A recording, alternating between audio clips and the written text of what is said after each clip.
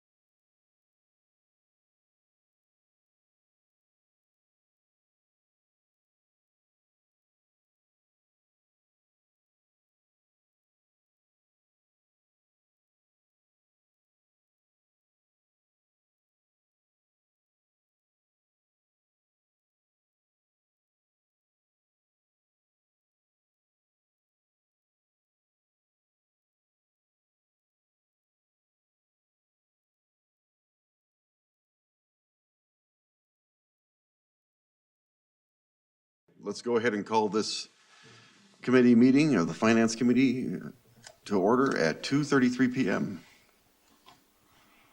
All right, very good. Are there any public or committee comments?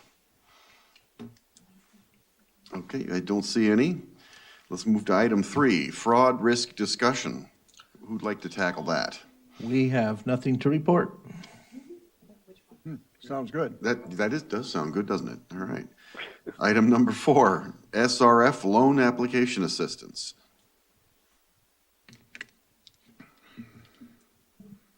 So we have Travis and Chuck from Travis, Cougar. you're on, aren't you? Yeah. Okay.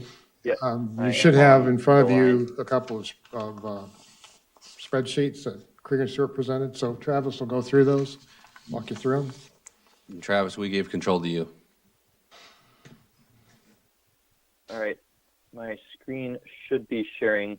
It is. Let me know if it's coming through. Got it. Okay. It is. Okay, so I'll go ahead and give a brief overview of these two spreadsheets that we put together, looking at the SRF or COP funding for one project. We are potentially talking about multiple instances, but it's cleanest to just present it here as a single project. For the example, we used the 24-inch Springer pipeline from Mahan to College Heights Boulevard. This is a project pipeline that is currently in design, about 6,000 feet of pipe. So it's a pretty good representative project for this purpose. So what we ended up doing was broke out all of the different tasks that would be associated with both of these options and presented them on top of each other. And in instances where one of the tasks did not apply to that option, we gave it a $0 cost impact and a 0-month duration impact. So looking at the first one, the COP of just using the standard bond payment process, we broke it out into the costs associated with the bond issuance, the costs associated with planning and design, and then costs of construction. And all three of those categories ultimately getting financed, we factored in a financing cost.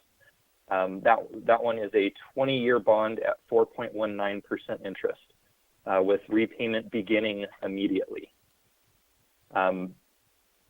For this breakdown, the planning and design and construction costs are the same for both options. Those were established during a recent project prioritization analysis that we had done for the district to determine moving forward what projects should be planned for in the next 5 years, I believe was the plan. And then the bond issuance breakdown was costs that were provided by Ty from previous experience. when all of that is factored in, the total dollar cost for the COP option is just $5.34 million. When we factor in the additional SRF compliance features, there are a number of other tasks that get added in. Both of the design phase and construction phase for the SRF funding would require a application be made that to the state to get the approval for the funding. It is potentially possible to lump them both together, but we don't see that very often in projects we've had experience with on that. The biggest impact on those applications is mainly the time associated with the review by the state. Officially, they do say that the review period will take 12 months. However, we have recently been told on other projects that their current review period is 24 months. And at the absolute best, if you get it expedited, it would be 18 months. And we have seen that happen, that it would be a 24-month review period.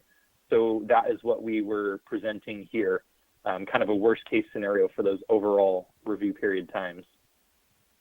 In addition to those two applications for the SRF option, there is also some additional factors to account for. With the application delaying both the design and the construction period out by 2 years each, there would be an inflation adder, which we did add separately for both the design and the construction costs to account for that extra time. We also accounted for the extra compliance that's needed for both of these packages, additional plans, additional quarterly reports. The state does request review of the design, review of various documents. During construction, there is labor compliance that the state is involved with. Perhaps the biggest concern, I guess you could say, with the SRF, largely because it is somewhat unknown at present, is what is called BABA compliance. So BABA stands for Build America, Buy America, and it is a requirement that all iron, steel, manufactured products, and construction materials that are used in the project are produced in the United States. We have not dealt with a BABA compliance yet. The predecessor to BABA was called AIS, American Iron and Steel, where it was just iron and steel products had to be manufactured in the U.S. And there is both a substantial compliance requirement, paperwork-wise, with that requirement, as well as it does cause a large increase in material costs. A lot of the construction materials that are out there are foreign. There's just fewer requirements that the manufacturers have to meet in other countries. So there is additional cost associated with meeting that BABA compliance. And then on the SRF, we did factor in a 20-year loan as well at a 2.1% interest rate for the lower interest rate. And that comes out to $5.77 million. So in total dollars, the SRF does have a higher cost associated with it. Now, where the analysis does kind of get flipped over to say is when we factor in the present value cost. This is the second table that we presented. Everything on it is the same, except for it adds this task 7 for a present value adjustment to bring the dollars to today's 2023 dollars. How this ends up working is with the COP option, as soon as the bond is obtained, we are assuming that payments would begin immediately. So essentially, we're treating that as an annuity payment that we're bringing back to today's dollars. So that does get a $1.36 million reduction because over 20 years, it will be cheaper to repay that last year of payments when you bring it back to 2023 dollars. The SRF has an advantage here where the loan repayments don't have to begin until 12 months after the completion of the project. In this instance, it pushes it out 82 months. So we're talking about a fairly substantial delay in the repayment of the loan. And then once it starts, you have that same thing where it's 20 years of payments being made. When you bring all of that back to today's dollars, you're looking at about a $2.25 million reduction. And ultimately, when you bring that back to a present value cost, the SRF does have about a $450,000 cost savings over the COP when you do factor that in, when you account for that present value adjustment. So that is a kind of a quick summary of these two tables. Hopefully that made sense. I know there was a lot there, but if there's any questions or anything, we'd be glad to answer them. I would like to point out, folks, that Travis Krieger Stewart, and Travis is the project manager, just worked for like the last 3 years on a $15 million state revolving funded pumping plant for a local public agency down here. So he has a expert grasp of what it takes to get those things done. Particularly, like Travis said, you'll notice that the significant number for BABA compliance for the actual materials.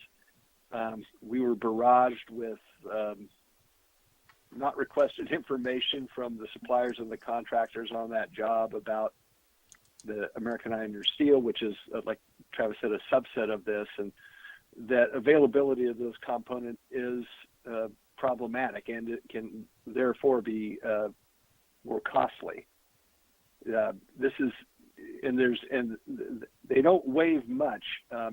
We were recalling the other day on this $15 million pumping plant, there was metal studs that were specified for a small bathroom in one of the laboratories of the plant, and we couldn't get AIS certified metal studs, but we spent months and months and months and lots of man hours trying to work our way around that, and we ended up, I'm not sure how we looked for a variance or what was it called, Travis? So the SRF does allow what's called a de minimis waiver for those such items. There you go. Fairly small dollar items that you're just unable to comply with. Yeah, so did we end up putting timber studs in that thing because we couldn't get the certification for the steel, or I don't remember. I just remember it was a long, drawn out headache. Yeah, we ended up getting them onto the de minimis waiver, but it took a couple of years of pursuing paperwork and pulling all that together. Yeah, It's definitely a challenge. So I just wanted to point those out. Thank you.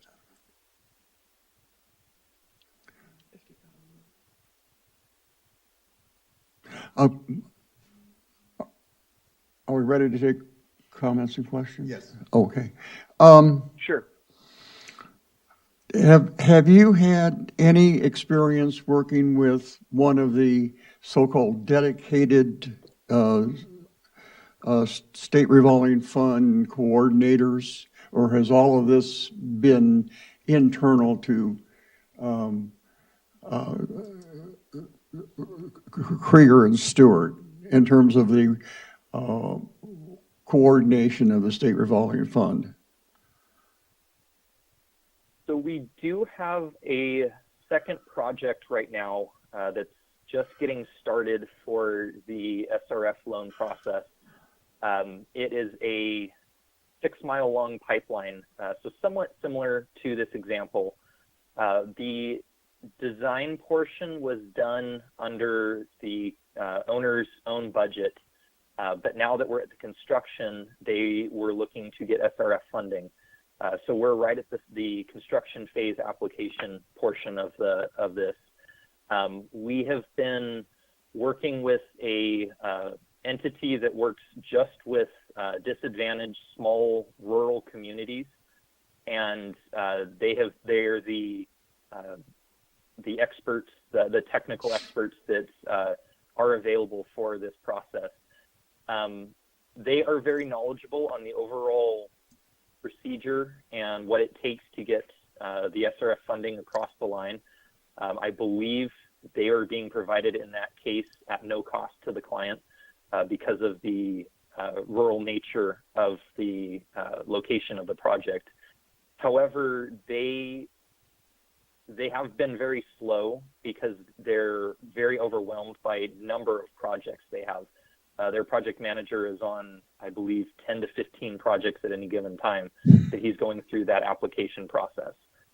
So it is, that is available. They are technical experts, but you don't necessarily know how much availability they're going to have to help you out for Travis, this particular I think instance. that I think that the board member was referring to state employees, state revolving fund employees, much like Pete Stamos is.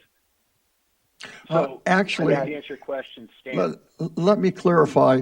we have the When one of the times when Mel was here, Mel goes to all of the Aqua meetings, and they apparently had at either the last or the next to last Aqua meeting, a bunch of contractors there that did nothing but work with the state to cover all the administrative paperwork associated with the state revolving fund loans. And so my question was really, have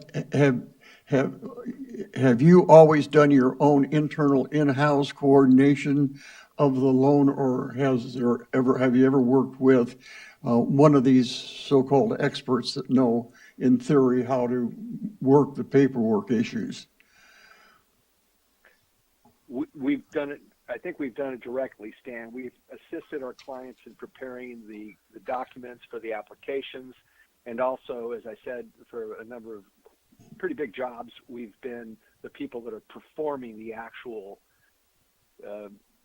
paperwork and organization and categorization of the certificates for not only the materials that have to be special, but for all the other compliance requirements. I think, though, Travis, we've worked with payroll people before, right? Somebody that does a certified payroll review. Correct. For the labor compliance portion, we have worked with outside firms that specialize in that in both instances. Correct. Okay. But we haven't hired any outside assistants, Stan, with regard to navigating those requirements. Okay, thank you. Is there, when I look at these numbers, I don't see a lot of advantage to some of the initial planning that appears to take an awful lot of time. I'm not exactly sure how to read it, but it says planning, design phase, application, and then when I go down to the bond issuance one, I guess maybe I should, let me start over. Do we really need to have a bond or a state revolving fund loan for the work that is done prior to the construction? It would appear that there's not a lot of money involved in that effort. Was there any thought given to not getting a state revolving fund loan or necessarily a bond for the initial phase? That certainly is an option. It can be removed from this overall equation. We did not prepare a table that would reflect that condition, but that would be an option. The only real deviation would be when you finish the design, the state would need to review the documents as part of the application for the construction.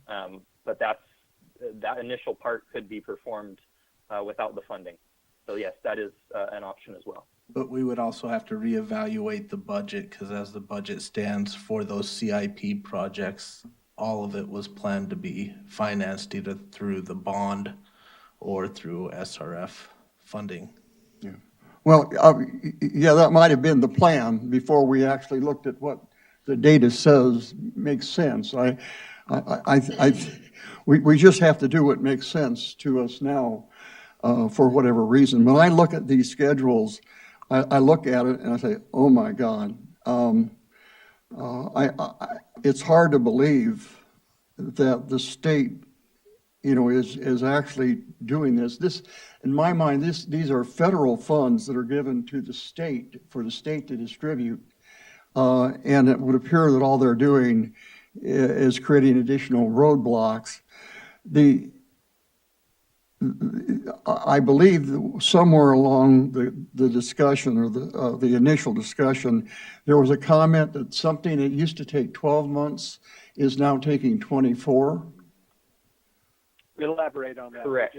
Travis. And Yes. what was their justification for that?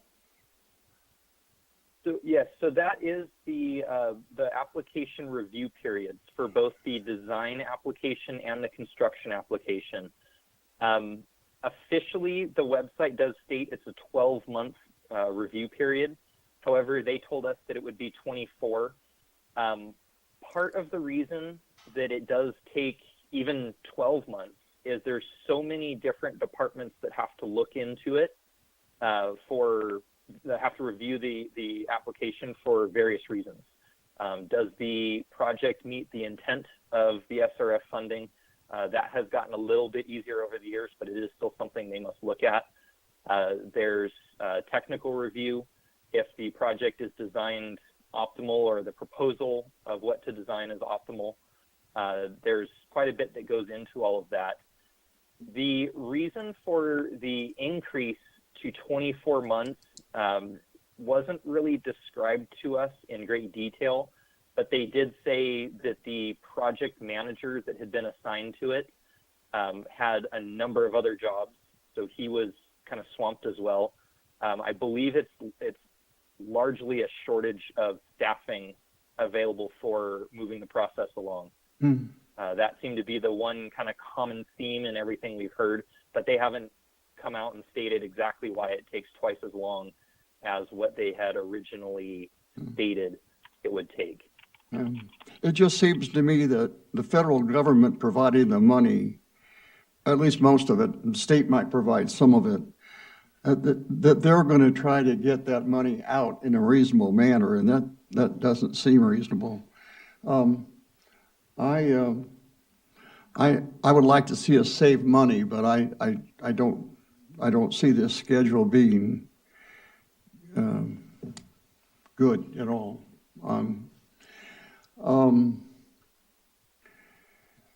One last question. The state revolving fund, I believe those interest rates are good for either 20 or 30 years. Do you have a gut feel for what the bond interest rate would be for 30-year loan? Or maybe that's a tie question, I don't. Yeah, I think that's a tie question. Yeah. didn't bring that one with me. I know it's more than the 4.19. Not a lot more, but it is, the interest rate is a little higher. Okay. I want to say it's 4.559 or 69. I did see that tie, but I'm not recalling it off the top of my head either. Okay, that would make a difference, I'm not sure. Yeah, we went with the 20-year on the COP just to have more of an apples-to-apples comparison, and we did see for not that much larger of a yearly debt service, we saved a lot in interest, so. Yeah, well, I'm sure the 3% inflation rate hurts the state revolving fund numbers. I mean, it has to. But drawing that out, I guess I'm losing my enthusiasm a little bit here for state revolving fund. But prior to our Monday meeting, I would like to see our staff talk directly to somebody at the State Water Resources Control Board to find out, exactly what their history has been in terms of programmatics like this, to see whether or not this schedule is laid out, is really what they expect. Because if it is, I think it's a non-starter. Also, I think it would be interesting to talk to one of the contractors that was trying to get Mel's interest in coordinating the state revolving fund, to see whether or not they had any ideas on how to speed this thing up, because I don't really see this being So if I understand, advantageous at this point in time. yeah, the issue is the amount of time it's going to take to complete the project with the state revolving fund, which is 3.6 times what it would take if bonds were issued. And if I understand you correctly, you'd like to confirm that it's taking 24 months to process these things, and you'd also like to confirm that there isn't some other way of circumventing that delay. Is that correct? Yeah. Okay, right. Well, I think it should be clear, the three projects that we've identified in our capital plan, even if state revolving funds were financially the better, just the timeline alone makes it impractical to even apply for those three projects. So maybe it could possibly be practical for future projects, given that we have enough time to plan for it. But for the three projects that we're looking at now, I think it's pretty clear that just with the time involved. By which you mean projects we plan to do in 4 and 5 years, we could be applying for state revolving funds, because it would take that long to put the paperwork through. Yeah. Well, yeah, that's assuming though that we actually use the state revolving fund monies to do some of that preliminary work, because it doesn't look, and I'm not even sure, quite frankly, what lines are relevant. If you look at all of the lines before 4, and you look at the sum total of all those, that doesn't really amount to much, and I don't think it justifies 24 months of time. Does not. So if we were to do it, it seems to me that we would start with the production, and that would draw it back 24 months. Well, I think the first 2 years is actually a required phase for the state revolving fund, where they want to get you to fill your application out, and then they want to look at all your designs and approve your designs before you move forward. So I don't think you can tailor that off the tip of it. When you also have to realize that you could go through that application process for 2 years or whatever, only to have them be rejected. deny the project. And then you've lost that 2 years. All right, Chuck, over to you. What is your understanding regarding the use of other than COP or state revolving funds to do the work with cash capital? What if any savings in time would there be? Well, I think that's project specific, Stan, certainly, because it depends on the complexity of the project. Are you talking about doing which lines are you talking about on Travis's table? The production phase application and production, it starts at line 4. Okay? So, Chuck, it would basically just be doing the construction portion with the SRF funding. Yes. Oh, okay. So I think you can do it, Stan. I think that we've had projects, as Travis mentioned, right, Travis, the one in Blythe was, they designed it and then they just applied for the loan for the construction. Is that correct? Correct. The funding source they were relying on fell through, so they ended up doing the design on their own budget, and then when the other one fell through, that was when they introduced the SRF. So that is an Okay, option, to my understanding. Okay, So- so that would or guess- would not pull the schedule back? So your It idea would- Dan, is go ahead, Travis. It would eliminate the 26 months or so of in task one for the application. You'd still have the design phase that you'd have to go through, but it would pull it back 26 months on the SRF. Okay. That was what I was hoping, yes, thank you.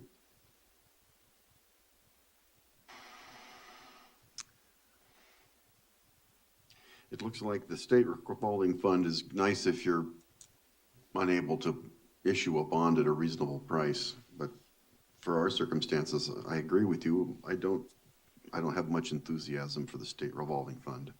Yeah, well, mine is waning, although, right now, the state revolving fund this year is 2.1%, but if you look at a 10-year average, it's probably closer to 1.5.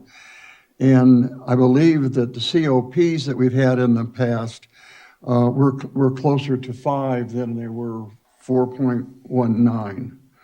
So that also makes a difference, but So Travis did check, and the November update is 2.6%. Granted, it could change again, but right now it's 2.6, not 2.1.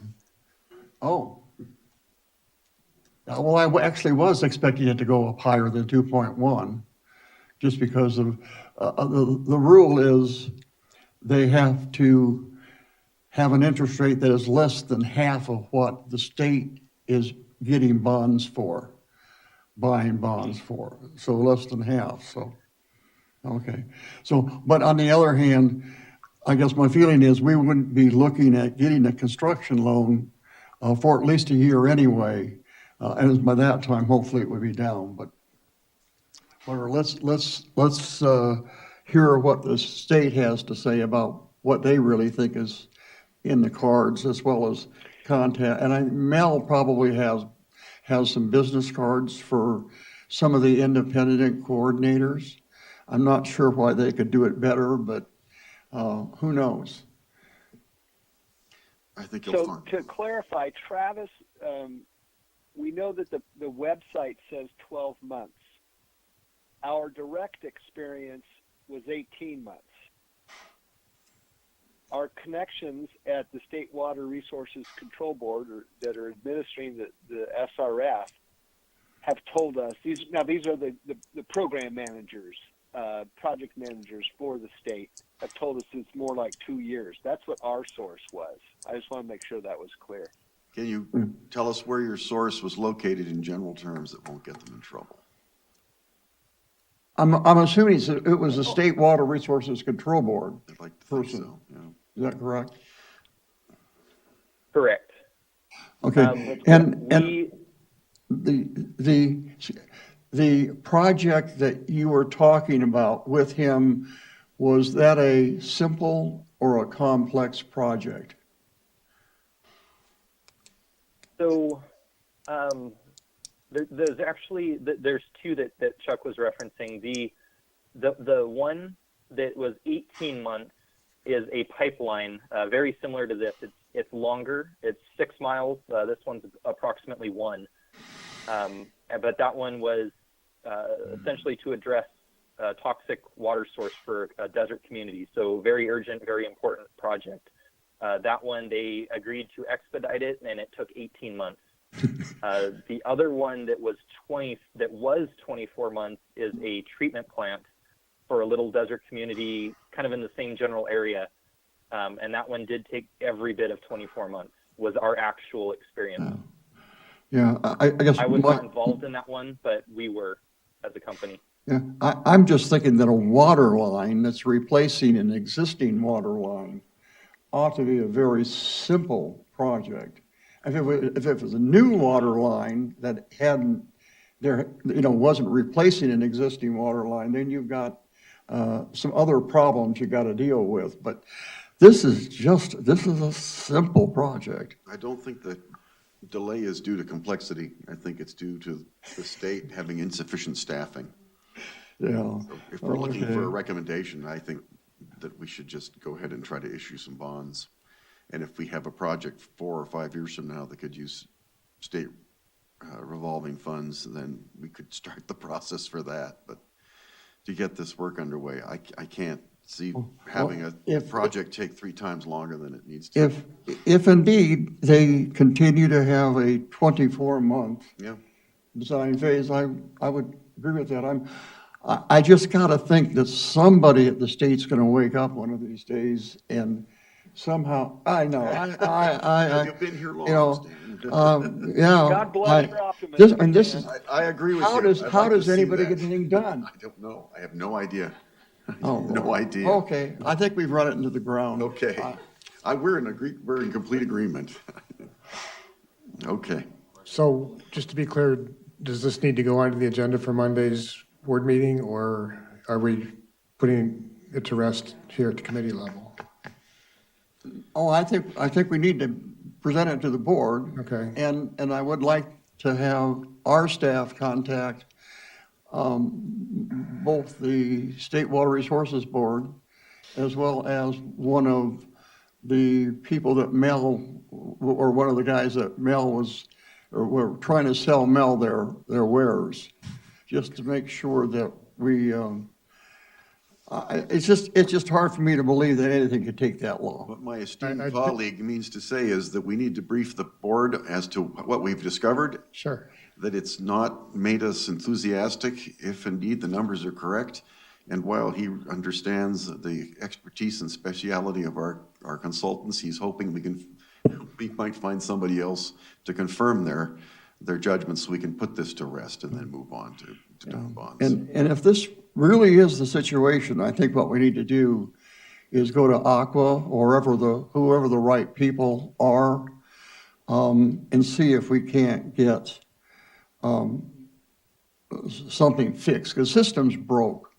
Yeah. This is obviously a broke system. Yep, their interest rates are nice, and that's why they're jammed. Well, They didn't see that coming. That's not surprising, but it's unfortunate. All right. Is that it? Was there anything else, Dan? no. Okay, item 5. Construction meter rates. Should we go ahead and sign off, guys?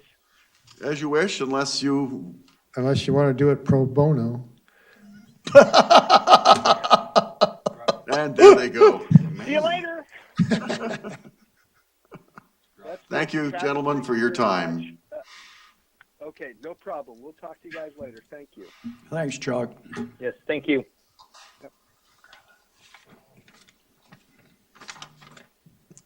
Okay. Number 5 now? Yes, sir. Construction meter fees. Who is the tackler of this? I can do that. Okay, please. do. At the, believe it was at the board workshop? Yes. Yeah, Director Chuck Griffin wanted us to look at the proposed construction meter rates that are currently in the rate study, and see if we can bring those down. I did talk to our financial consultant, a rate consultant, Mark Hildebrand, and he agreed that we could look at the bulk meter, the bulk's water system as an example, and use their ready-to-serve charge, but add on a fee that's reasonable to cover the handling, the storage, and the reading of those construction meters. Currently, for a non-AMI system, we're charging $25 a month, and we felt that would be equitable to go ahead and charge that on top for the construction meters. So what we're proposing is that second table there. So dropping a $223 per month meter charge would drop down to, I can't do math right now, 59, almost $60 a month for the first year. Where were you looking? So this is the current rate structure, right? And this is the add current these cost, together, right. and that's what would be their monthly fee, plus they get charged for the volume of water they're Yeah. using. So the charge for the volume of water wouldn't change. But if it went from 223 down to 34? Well, 34 plus the 25, so, roughly. Plus the 25. Right. Oh. That's a That's still more significant than saving. 60. No, Yeah. I didn't follow what you said. I've got no problem with the numbers. The AMI charge, that is the people who didn't accept the AMI reading, my understanding that the $25 is the cost to go out and read the meter and come back with the information. Are we going out to read these meters? No, there's a bit more involved with the construction meter because we do issue, we take them back, we store them, we do manually read them when they bring them in, and we also have to track them. So that cost was similar to the cost of going out and doing it. So we're still expecting them to bring them in to have them read? Currently, we are looking at we did order 5 AMI meters that have a cellular component to do a test run. There is a cost associated, of course, with doing the cellular, and we figure that would still fit within the $25 a month. Yeah, sure. So we're gonna run that, see how that works. If that works, we'll convert them all over to that, but the $25 Okay. will stay the same. Okay, So the AMI meters are less robust than the current meters, is that correct? They are, we'll build a cage to kind of enclose them to protect them. Okay. We'll see how it goes. Get an old Samsonite luggage and put it in the middle of that? Yeah, Yeah. okay. good. Yeah, I think they'll be happy with this, I hope. I would hope so, yeah. Yeah. Yeah, okay. We'll find out. Are you looking for a recommendation then for, Yeah. okay, then Okay, I recommend that we accept the change. all right, I agree with Director Rotora. Okay, any discussion? Anybody else? No? Fourth quarter, item 6, fourth quarter 2022 investment reports. Okay, so this report is for the quarter ending December 2022. You can see we have unrestricted cash and investments of 13 million, restricted of 1.87 million, for a total of just under 15 million. And then you can see where those different funds are designated to what purpose down below there.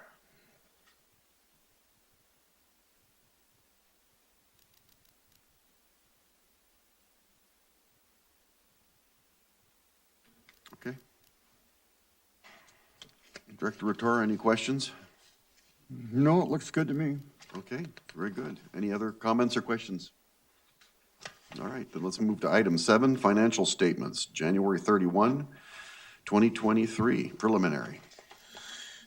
Okay, so through January, we had revenue budget of just over 10 million. We are coming in below that at 9.3 million. We have seen a reduction in usage. Something we have to keep an eye on, and that's one of the reasons we did the rate study, because we saw this was coming. As far as the expenditures, we had a budget of 10.8, we're coming in at 10.4 million, so we're below budget on the expenditures. So our net right now is a negative 1.1 million, which is 350,000 less than we anticipated being at this time of the year. Capital expenditures, 4.1 million, COP funding of those capital expenditures came out to 3.2 million, and 648,000 in debt service principal. So we really need to keep a watch on this. If we have another month that's going below, we're gonna have to probably start looking at some expenditures that we need to dial back to meet that, even with the increased revenue rates coming up. Okay, so with anticipated water reduction revolving around the state's mandate for less than a 55-gallon drum of water per person per day, it's going to have an impact. And as that number drops down to what, 44? 42. 42, then it's going to be even more uncomfortable. Right. We're gonna have to see what that outdoor component is, because that's really gonna drive what the usage comes out to. That's right. Okay. Okay, Director Rator, any questions? No, I'm good. All right, anybody else? Nope, let's move to item 8 then, please. Accounts payable disbursements. Could we go through them page by page and tell us when you're flipping from page 1 to page 2? Sure. So on page 1, of course, we have the big ticket of 248,000 that went to the Groundwater Authority. 26,000 to SCE. Well, there's a couple for SCE, but coming in under 27,000.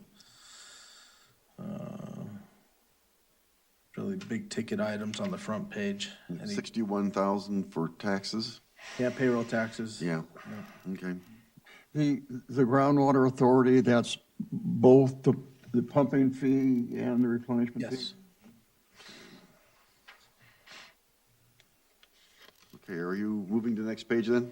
Next page. Okay, We do have Aqua JPIA at 65,000. That's the insurance payments. Krager and Stewart at 33,000 for capital projects. McMurtry, Hartsock-Worth, and St. Lawrence at 48,000 for legal. Murphy and Everett's at 28,000. We do have RSH at 326,259. That is the tanks and booster station project costs. That's it on the first page, on that page. I'm gonna turn over to the next. okay. We have 56,000 to SWRCB. That's for our annual operating permit.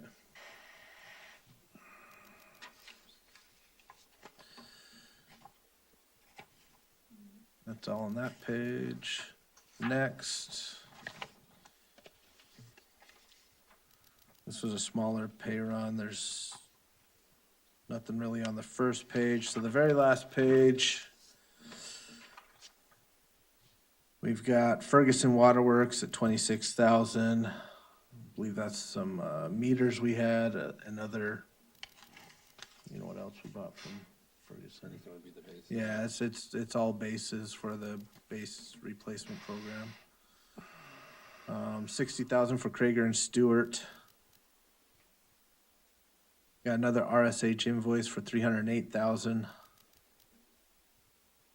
And 57,796 for Santa Fe Water Systems, and that's for pipe and other transmission parts.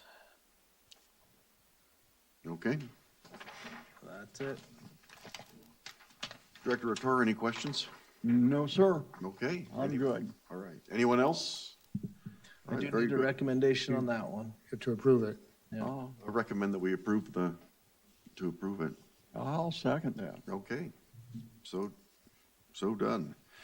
Item 9 then, future agenda items. Director Rator, anything? Yeah, I guess I thought I asked last time for the water sales and what service policy document be on our agenda. I guess I'll request it again. I thought President Boyd responded to your email. Pardon? President Boyd responded to your email regarding it not being on the agenda. Oh, no, that was the our special board meeting, not the committee meeting. I had requested that it be put on the, what are we calling that? The workshop. Yeah, special board workshop. Yeah. And And he, I'm not sure, he tried to explain why it wasn't there, but it doesn't, that part doesn't matter. The fact is that that document is the purview of this committee, so we need to review it. Well, it's still being reviewed by staff and being redlined, and we have our public hearing on the rates on February 27th. So from a practical standpoint, we don't, it's not ready to bring to this committee today.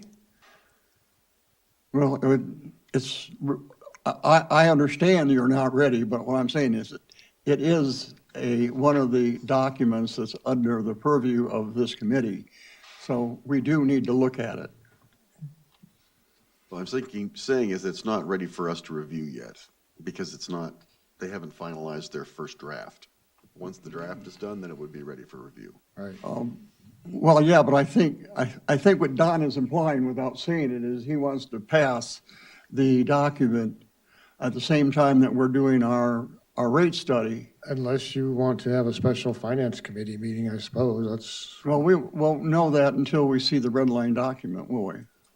Well, Well- I don't think that we need to see their first, they're not even, their preliminary draft isn't even ready. I don't think that we need to see the red line document. But if you want to see their first draft before the rest of the board, I don't see why not, but I wouldn't review their red line draft because there's Oh, well, too many changes that are going to take place between now and then.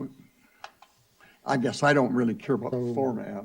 when do we anticipate Whether having there's red any line red complete? ink on it or not, I don't care. What I want to make sure is that before the board sees it, that this committee sees it.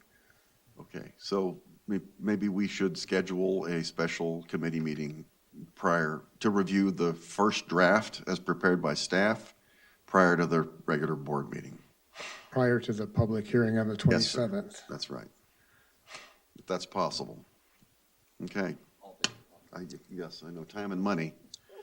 All right, Yeah, I know one of the issues is in Jim Weir's lap, correct? That we're waiting for. Yeah, it'll still need to, yeah. And then There's he that needs to one review item it. there and he still needs to review it. Yeah. And Jim has been fairly busy and has not had the opportunity to review that. So I understand there's a time constraint. I understand that. Okay. Yeah. All right. Anything else, committee? Then, That was it. without objection, I shall say we are going to adjourn this meeting at 3:24 PM. Thank you for your time and attention.